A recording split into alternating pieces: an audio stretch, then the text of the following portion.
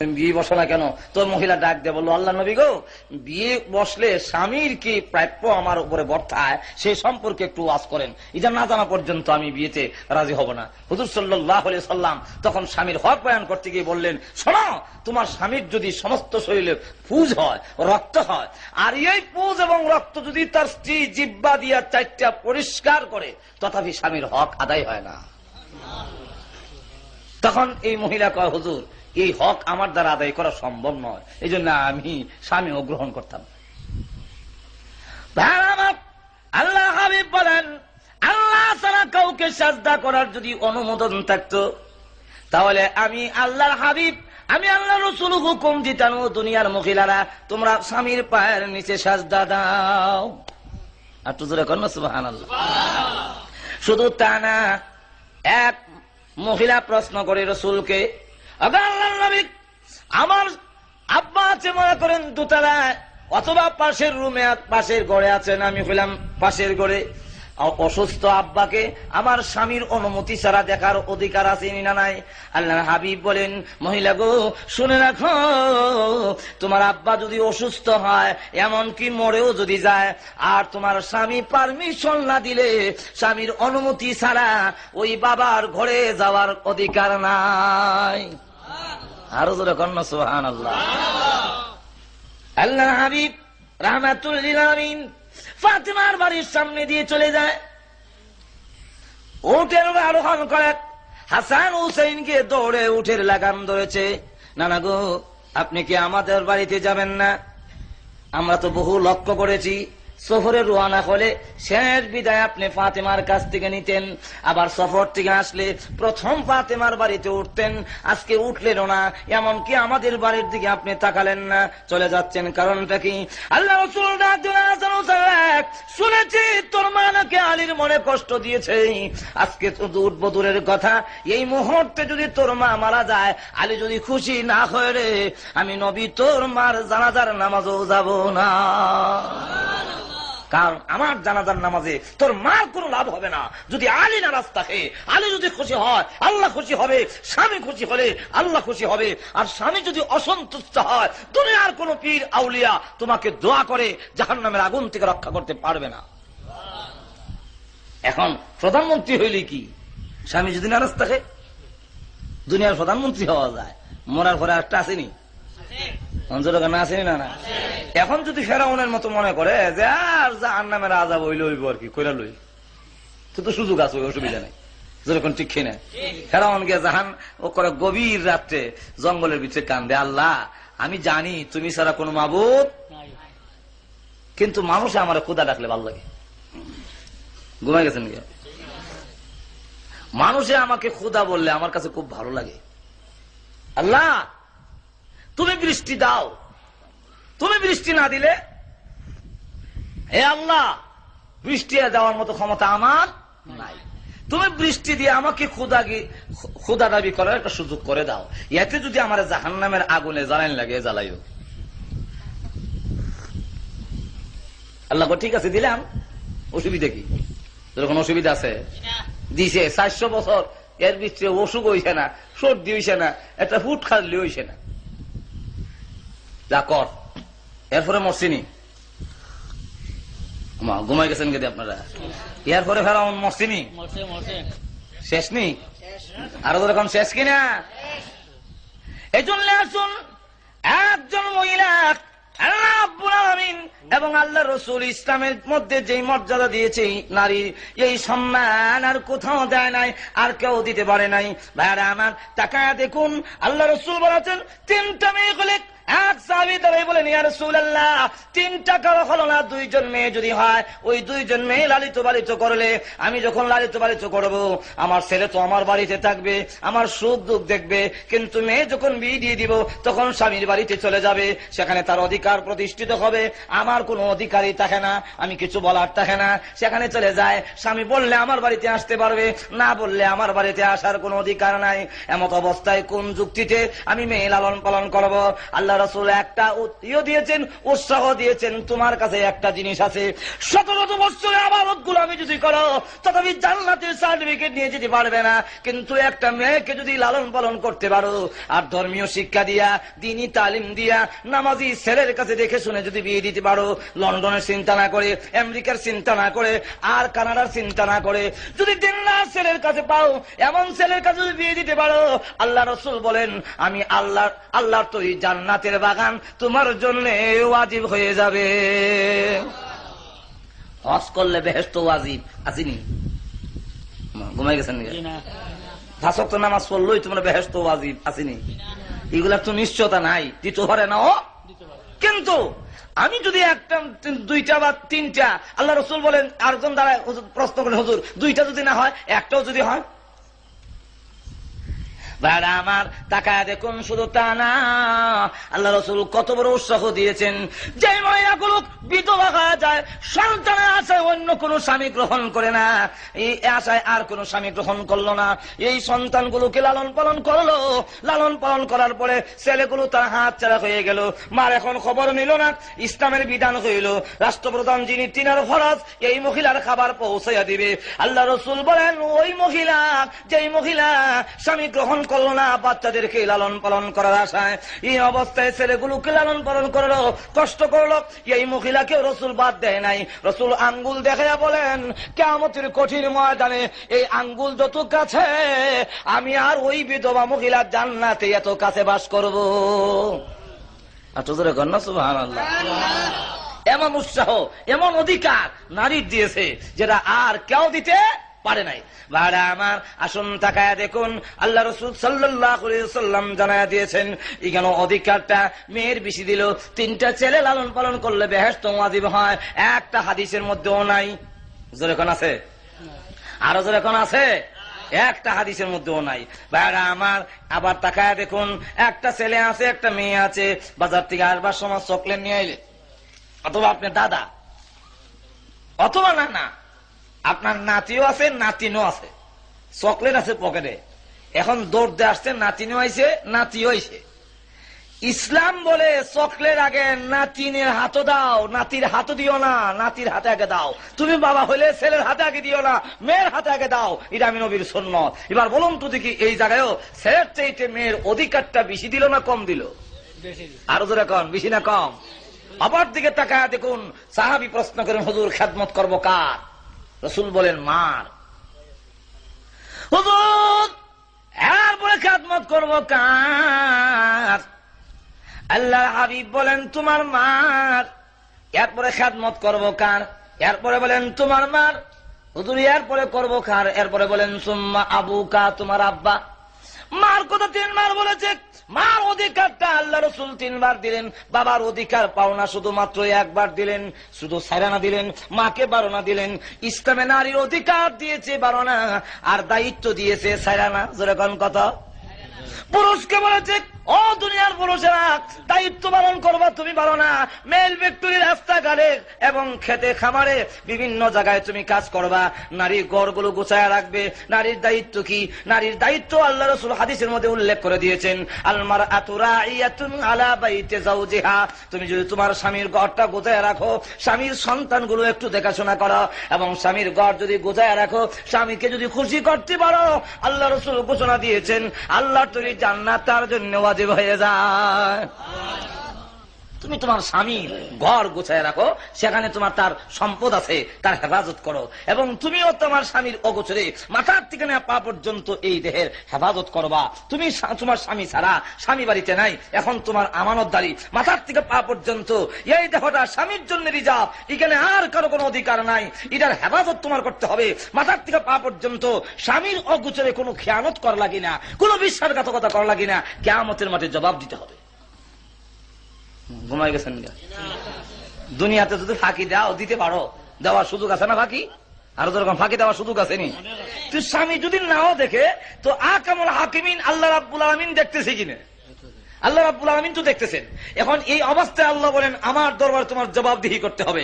এক নম্বর হলো মাথার থেকে পা পর্যন্ত এই দেখোটা তোমার স্বামীর জন্য রিজার্ভ, এটা আর কারো ব্যবহার করার কোনো অধিকার নাই। কারণ স্বামীর অগোচরে এর হেফাজতের দায়িত্ব তোমার উপরে বর্তাবে হবে, তুমি এটার হেফাজত করবা। দুই নম্বর হলো স্বামীর মাল যা আছে এখান থেকে চুরি করতে পারবা না। স্বামীর অনুমতি ছাড়া মাল থেকে ভিক্ষা দেওয়ানো হারাম। স্বামীর মাল থেকে, স্বামীর পকেটে টাকা আছে এখানে, এখান থেকে একজন ফকির আইছে, স্বামী নাই, অনুমতি নাই, এই অবস্থায় পকেট থেকে 10 টাকা বের করে দিলেন, আমার জামাইটা করছো, কি বলেন ঠিক না? হারাম। যেরকম কি হারাম। অথচ আমাদের দেশের মহিলারা আছে কিনা স্বামীর মাল চুরি করুইয়া, আর যেরকম আসেনি না নাই।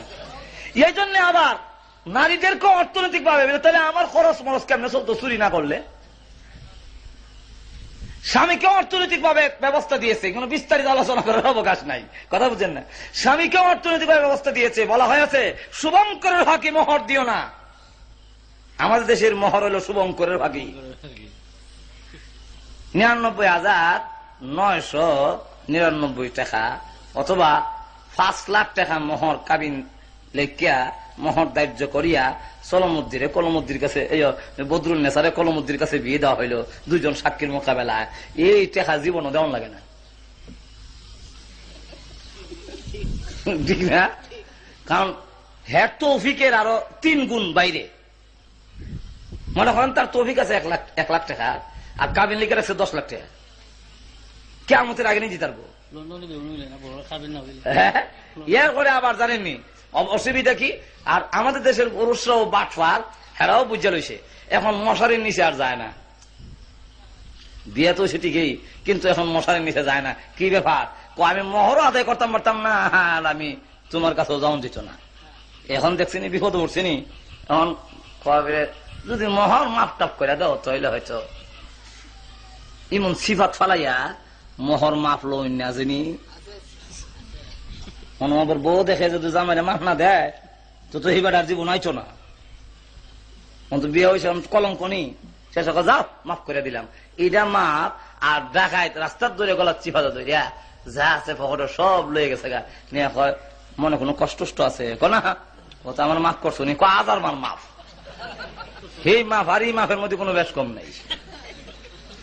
তার হাতে দিয়া টাকা দিয়া এরপরে যদি মাফ করে দেয় তার স্ব ইচ্ছায় কোনো চাপ সৃষ্টি না করিয়া, সেটা হইল হালাল। এই টাকাটা তারকে দিয়ে দাও, মোহর কম ধরো, কিন্তু তার টাকা পরিশোধ করো, তাহলে তার অর্থনৈতিক ভাবে তার একটা অবস্থান সৃষ্টি হবে। যেরকম ঠিক না, ঠিক না? তোমার যেমন আত্মীয় আছে, তারও তো আত্মীয় আছে। তোমার যেমন বাবার পক্ষে বাবার জন্য 10 টাকা খরচ করতে মন চায়, মার জন্য 10 টাকা করতে মন চায়, ঠিক তা তোমার স্ত্রীর জন্য এই মনের চাহিদা আছে যে আমার মাকে 10 টাকা দেই, আব্বাকে 10 টাকা দেই। যেরকম ঠিক না, ঠিক না? অর্থনৈতিক ভাবে তাকেও ইসলাম মোহরের মাধ্যমে এই অবস্থা সৃষ্টি করে দিয়েছে। শুভঙ্করের ফাঁকি 10 লাখ টাকা না লিখিয়া 1 লাখ টাকা নগদ দেন, দেখবেন এটা বাড়ালে 10 বছরের ভিতরে 20 লাখ টাকা হবে। যেরকম ঠিক কিনা? তখন তারও একটা অর্থনৈতিক ভাবে তার নিজেরও একটা ফাউন্ডেশন থাকবে, নিজের একটা অবস্থান থাকবে। এই জন্য আসুন, ইসলামে নারীর অধিকারও দিয়েছে। আর এমনি বলেছে স্বামীর মাল থেকে চুরি করা সম্পূর্ণ হারাম। সম্পূর্ণ কি হারাম? আমাদের দেশে দেখা যায় টাকা স্বামীর বাড়ির থেকে নিয়ে আগে জমায়, বাহার বাড়ির জমায়, চুরি করে নিয়ে জমাইছে, জমাইয়ার পরে এখন টাকা দিয়ে আনবো কেমনে? তখন আবার ঘুমায় ঘুমায় কয়, শুনছেন নি কি আমরা কালুন না কইতেছে একটা গরু কিনা দিত, একটা সার কিনা দিব, এটা হল পারবেন নি। ওখানে করলাম টাকা দিয়ে করলাম সার বানাই আনতেছে। ঘুমো আপনারা কিছু হা না কইতারেন না, বুঝতেছিল ব্যাপারটা। এতদিন জমাইছে কি টাকা, আর এখন যে আনতেছে কি বানায় আনতেছে সার, একটা সার দিব, কিন্তু এটা ফালতে পারবেন কথা ফালতাম না গেলে। আর খুশি শ্বশুর বাড়ির থেকে দিছে তো মনে মনে, কিন্তু কয়ের তেল দিয়া যে কই বাজে দিছে খবর নাই। এটা সম্পূর্ণ হারাম। এই কাজ যদি করতে পারো, এরপর স্বামীর অগোচরে মাল যদি চুরি না করে, স্বামীর আওলাদ গুলোর যদি দেখশন করে, আল্লাহ রাসূল সাল্লাল্লাহু আলাইহি সাল্লাম বলছেন মহিলার পুরস্কার আল্লাহর তৈরি বেহেশত তার জন্য ওয়াজিব। ভাইরা আমার, আসুন, এই জন্য নারীর অধিকার ইসলাম দিয়েছে। যেরকম দিছে না, দিছে না? ইসলাম নারীর অধিকার দিতে গিয়ে বলছে তোমার যতগুলো দায়িত্ব আছে সবগুলো দায়িত্ব পালন করার জন্য পর্দা সবচেয়ে সুবিধা, ঘরে তোমার জন্য ভালো। যেরকম ঠিক না?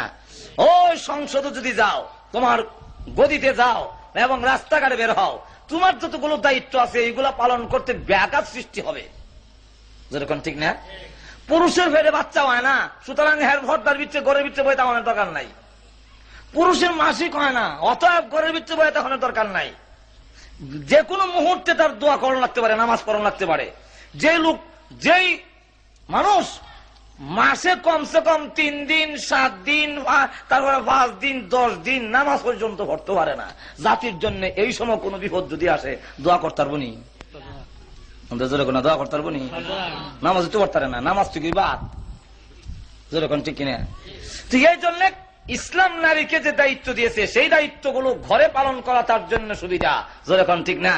এই জন্য আল্লাহ জানায় দিয়েছেন, ওয়াকারনা ফি বুয়ুতিকুন্না ওয়ালা তাবাররাজনা তাবাররুজাল জাহিলিয়াতিল উলা।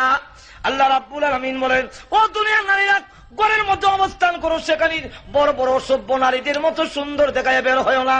এটা তোমার ইজ্জত না, এটা তোমার সম্মান না, এটা তোমার অধিকার নয়।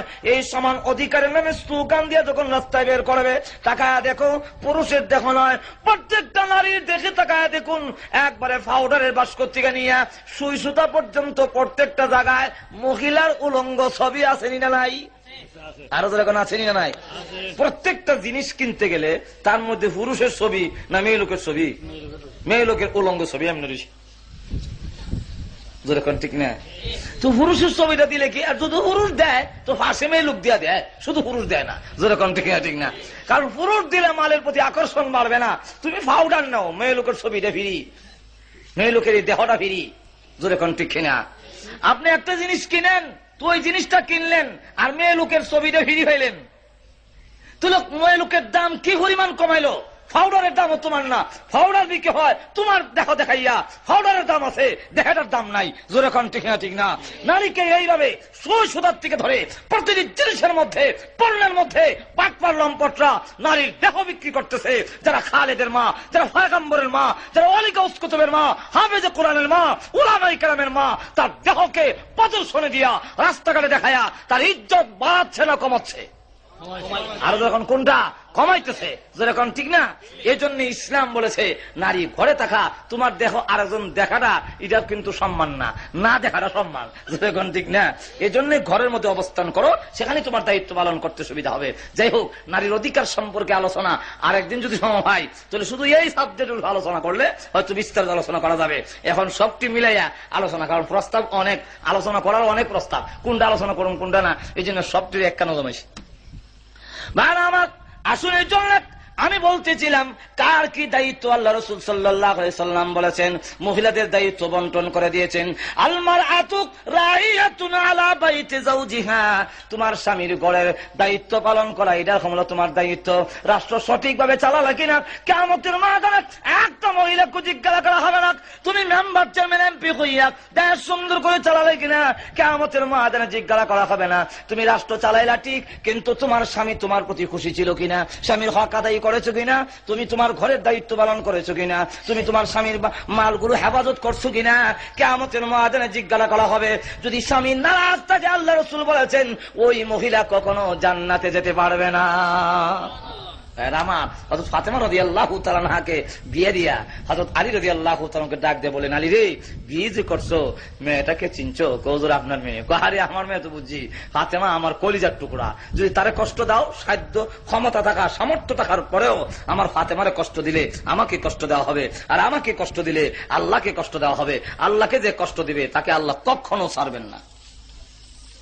আর ফাতেমাকে দূরে নিয়ে বললেন, ফাতেমা, তোমাকে যে বিয়ে দিছি সে কিন্তু বড় আলেম, বিরাট বড় যোদ্ধা, সে সাহাবী, সে তোমার স্বামী। সে যদি খুশি হয় আল্লাহ খুশি, সে যদি নারাজ হয় আল্লাহ নারাজ। শেষ ফিনিশিং। যদি আল্লাহকে খুশি রাখতে চাও, স্বামীকে খুশি রাখতে হবে। যেরকম ঠিক কিনা? আরো যেরকম ঠিক কিনা? স্বামীর চাইতে স্ত্রীর জন্য এর চাইতে বড় ওলি আল্লাহর জমিন আর নাই। আমরা স্বামীরে গোপনে রেখা জায়গা ফতে গাজী, কেল্লা শহীদ, মুরার বোন, শাহ বরান, শাহজালাল, যেরকম আছে না, পীর সাহেবের দরবার জায়গা, পীর সাহেব কেবলার বাইর জায়গা, সোয়াবান্ত। হ্যাঁ, স্বামীরে জীবনে মাথার তেল দিছে না, পাও দিছে না, পীর সাহেবরা যায় মাথার তেল দিত, পাও তেল দিত, সোয়াবান্ত। যেরকম আছে না নাই সোয়াব আনছো না গুনার ঘাটতি লিয়েছো? গুনার ঘাটতি আনলা, সোয়াব আনলা দূরের কথা। স্বামী যদি খুশি হয়, আবার স্বামীদেরকে বলা হয়েছে আমাদের দেশের স্বামীরাও কিন্তু মানুষ নাই, তো জানেন যেরকম ঠিক না ঠিক না, আরো যেরকম ঠিক কিনা। পুরুষ গুলো চায় খালি মাগ না খাইতো, নিজে কিছু করতো না, না করিয়া ওই বড় বাবার বাড়ির থেকে নিয়ে আনতে পারে, খালি কুচাইবো গুতাইবো, হ্যান করবো ত্যান করবো। তোর বাপে কিটা দিছিল? হ্যাঁ, শরম করে না? পরের বাড়ির জিনিসের মধ্যে যে লোভ করো, তোমার লজ্জা হওয়া উচিত। জোরে কোন ঠিক না ঠিক, আরো জোরে কোন ঠিক না। মা বাবার বাহের বাড়ি দিয়ে খুচা দিলে মেয়ে লোক বরদাস্ত করতে পারে না, সব বরদাস্ত করতে পারে, দুইটা শট দিলে সহ্য করতে পারে, কিন্তু মা বাহের বাড়ি দিয়া গুতা দিলে খুচা দিলে এটা সহ্য করতে পারে না। আমরা দিছে খাট পালং টেলিভিশন তো দেয় এখন, বুঝেন না? টেলিভিশন, হ্যাঁ টেলিভিশন, এরপরে আবার এই ফ্রিজ, সোফার সেট আসেনি, সোফার সেট এগুলা দিয়া সারলেও এরপরে ফ্রিজ দিয়ে কমাই দেয়, গীতা গাল ফুলাই 50,000 টাকা দিত, বিদেশ যেতাম। হ্যালো, অত বেহাইয়া কেন লেগে তুমি? ঠিক না ঠিক না। এবারে মেয়ে জন্ম দিয়ে কি দুষ্কর পাপ করছে নাকি? হ্যাঁ, চলো থেকে ভিক্ষা করুন বহুত বালা। যেরকম ঠিক না। হ্যাঁ আমার এই জন্য আসুন তো গন্ডগোল তুই কেন বাজে। এরপরে আবার স্ত্রীর কি হক একটু বেশ কম হইলই ফিটা শুরু হয়ে যাগা। আল্লাহ রসুল কি বলছেন যে তুমি তোমার কাজ কইরাও তোমার স্ত্রীর রান্না করার কাজে সহযোগিতা করো। রসুল নিজে নবী হইয়া আল্লাহর ঘরে তাম পৃথিবীর সৃষ্টির ঊর্ধ্বে ওনার মর্যাদা, ওনার সম্মানের সাথে দুনিয়ার কারো তুলনা আছে? আরো যেরকম আছে? বাংলাদেশের প্রেসিডেন্টের সমান হইব নাকি? নাউযুবিল্লাহি মিন যালিক। রসুলের হিসাবে সমান হইতো না। জোরে কোন ঠিক না ঠিক না। এর সাথে দাম রসুলের হাওয়ার দুলা সমান নিব। কিন্তু সেই নবী হইয়া সারাদিন কাজকর্ম কইরা খালি একটা দায়িত্ব না, 24 ঘন্টা যার দায়িত্ব, নবুয়তের দায়িত্ব, রাষ্ট্রের দায়িত্ব, উম্মতের চিন্তা, সার্বক্ষণিক উনি শুধু ব্যস্ততাই থাকে। সারাদিন কাজ করিয়া ক্ষুধার্ত অবস্থায় ঘরে এসে ডাক দিছে, আয়েশা খাবার হইছে? হুজুর রুটি বানাইছি, তরকারি এখনো হয় নাই। হুজুর রাগ করতেন না, বলতেন তুমি টমেটো কাটো আর আমি তোমার আলুটা কাটটা দেই, তুমি জগ দিয়া প্লেটটি পরিষ্কার করো, আমি তোমার কলস দিয়ে পানি আনিয়ে দেই। রসুল মা আয়েশার ঘরে রান্না করে উনি ওই মহিলার যত কাজগুলো আছে সেই কাজের সহযোগিতা করতেন। কিন্তু আমাদের দেশে যদি কোনো কারণবশত বউ কয় বলে ঘাট থেকে ওই তালাব থেকে আমার কাপড়টা একটু ধুয়ে দেন না, নাহলে তো ব্যবহার দেওয়া লাগে, কয় আমার যখন সাগর ভাই সব লাগে। যেরকম ঠিক না ঠিক না, আরো যেরকম ঠিক কিনা। আর আমাদের দেশের সমাজও তা বউ মুড়ি দিয়েছে, বউর কাছে মুড়ি দিয়েছে, দেখো না? যেরকম ঠিক না ঠিক না। ইসলাম বলতে দায়িত্ব পালন করবেন আপনি 12 আনা, কিন্তু খাওয়ানোর বেলায় সমান সমান, খাওয়ানোর বেলায় সমান সমান। আর আমাদের দেশের নিয়ম হইল হ্যাঁ পুরুষ খায় সব করলে মেয়ে লোক লেগে রাখতই না।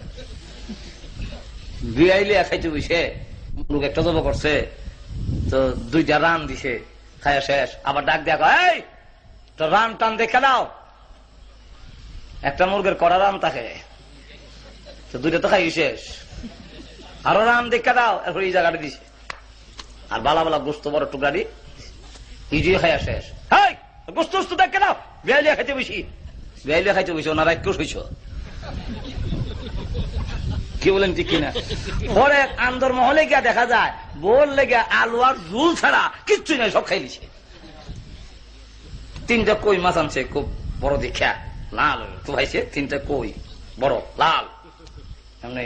স্ত্রীও খুব শখ করে বাজি করছে, যাক 3টা যখন আনছে তা 2টা খাইলি বনে, আমি একটা তখন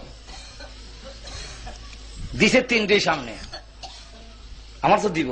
এখানে কিন্তু খাওয়ানোর বেলায় ইসলাম নারীর অধিকার সমান দিছে। তুমি 3টা মাছ হইলে 1.5টা পাও না, বউ 1.5টা পাও না, বুঝছেন? এখন এই জায়গায় একটা কই মাছ খাই লিছে, 2 নম্বরটা খাইয়া 3 নম্বরটা যখন আট দিছে মজুই লাগে। এমনি বউ কিনতে কিতা তোর যেমন জক্কই গেছি লাগে, কোন জক্কা না, তোমার মতো রাক্ষসটিকার রক্কা চাই। যেরকম ঠিক না ঠিক না। কেন তুমি 2টা খাইলা, 3 নম্বরটা যে হাত দিলা, হ্যাঁ তুমি চিন্তা করলো আমি যে রয়েছি আর আমি খাই লই, তুই তাহলে খাই, তুই এই পুরুষে মানতো কেমনে? যেরকম ঠিক না ঠিক না। আরো যখন ঠিক কিনা? ইসলাম বলছে নারীকে মারার অধিকার নাই, জুলুম করার অধিকার নাই। ভাইরা আমার, কার কি দায়িত্ব এটা বোঝার দরকার। সন্তান লালন পালন করার দায়িত্ব আপনার ছিল, কিন্তু এই সন্তান লালন পালন আপনার স্ত্রী করতেছে, আপনার মেতনির কাজ করে, চাকরানির কাজ করে, দুহাগিরির কাজ করে। এটা আপনার করার দরকার ছিল, কিন্তু আপনার স্ত্রী আঞ্জাম দেয়। আপনার খালি বেড়াগিরি দেখেন না, বেলা রুজি করে আনছি, হ্যাঁ সারাদিন রুজি করে আনছি 500 টাকা, গরম দেয় শরীর কি গরম বেড়া 500 টাকা রুজি করছে, রোজেন না। আপনি যেমন রুজি করছেন, আপনার বাচ্চার ভাষা পায়খানা সাফ করা আমনাইয়া সাফ করলাম মিলে, এখন বইরি করছে, কে বলেন ঠিক না? কাপড় চোপড় দন, এটা আপনার দায়িত্ব ছিল। বাচ্চার কাপড় চোপড় ধইয়া আপনি নিজের কাপড় চোপড় ধইয়া রাখছে। এরপরে আবার দুভাগিরির কাজ করলো, মেতনির কাজ করলো, চাকরানির কাজ করলো, সেও ঘরের দিক দিয়ে কম করছে না। আপনি যা রুজি করলেন এটার মধ্যে তারও অর্ধেক পাও না। জোরে কোন ঠিক না? আরো জোরে কোন ঠিক না? এই জন্য আসুন যাক আরো সামনের দিকে যাই। এইভাবে আল্লাহ রসুল বলেন, এরপরে বলেন জাল আর আল ইমামু রাইন আলা মুলকিহি। এরপরে যখন নাকি আরো বড় হবে দায়িত্ব, তখন আস্তে আস্তে বড় হতে থাকবে। আপনি যখন নাকি গ্রামের সর্দার হলেন, তখন বুঝতে হবে আল্লাহর নিয়ামত। কত মানুষ আছে তার সর্দারি মানে না, কিন্তু আপনার সর্দারি লোকেরা মানে। কেন মানে? আল্লাহ রাব্বুল আলামিন আপনাকে মানার জন্য মানুষের মধ্যে প্রভাবটা সৃষ্টি করে দিয়েছেন। আল্লাহ রাব্বুল আলামিন এই যে প্রভাবটা দিলেন, এখন আপনার জন্য উচিত, আল্লাহ রাসূল বলেন, পুরা গ্রামের মধ্যে আপনি সর্দার হইয়া দুজনের মধ্যে লাগাইয়া দিলেন না, ঝগড়া ভাঙলেন। গানের হলে পারমিশন দেয়, হ্যাঁ গান গেদাজি গান চলতেছে, এটা কি করি অনেক ছেলেরা এটা ওর তাই তো মানে না, মুরব্বী আসলে তাইনি সব টিপ দেখ দিচ্ছে আসেনি। আর ওয়াজ মাহফিল ওয়াজ মাহফিল, হ্যাঁ লাগাই বাতাসের মধ্যে, হ্যাঁ আওয়ামী লীগের বিরুদ্ধে হইব অমুক, এই সময় পারমিশন দেয় না, আসেনি? আরো যখন আসেনি না নাই? হ্যাঁ আমার শুধু তা না, সামনে নির্বাচন হইতেছে তো, রাত্রে 12টা কেউ আমি সলমুদ্দি হাতি মার্কা, কি মার্কা? হাতি মার্কা। ও আচ্ছা বাদি যাইছো, দরজা খুলতে চাচা আমি তো চেয়ারম্যান খারেছি হাতি মার্কা।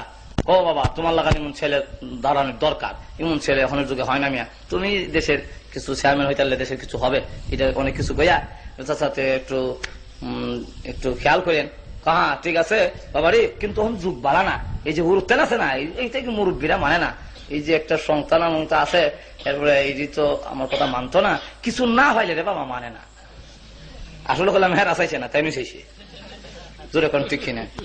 কত চাচা কত করে দিতাম, বাতিজা 50 টাকা করে মাথা পিছু না দিলে কি মানবো?